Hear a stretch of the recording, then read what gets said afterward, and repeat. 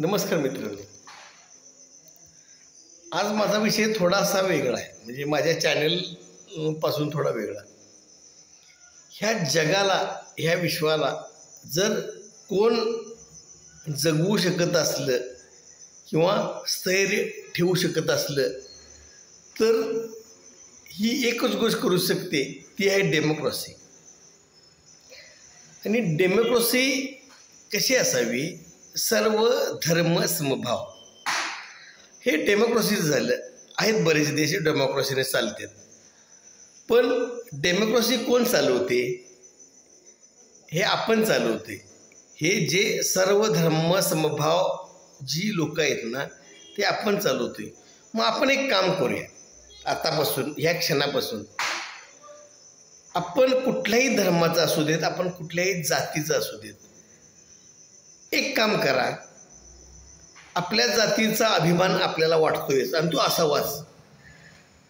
तसंच दुसऱ्याच्या जाती धर्माचा तुम्ही आदर करा. दुसऱ्याच्या माणसाला किंमत द्या. प्रेम, माया, ममता द्या. बघा, ह्या जगात कोणत्याही प्रकारे व्हायलन्स किंवा जे प्रॉब्लेम्स आहेत ते होणार नाहीत. हे मी म्हणत नाही, हे मला आत्म्यातनंच वाटते फार काळापासून. आणि असं वाटणारी व्यक्ती आपण सर्वजण आहे, हे विसरू नका. त्याच्यामुळे माझं एक आणखीन एक मला त्यातनं बोलायचं आहे. छोटंसं आहे मी माणूस, छोटं मन आहे.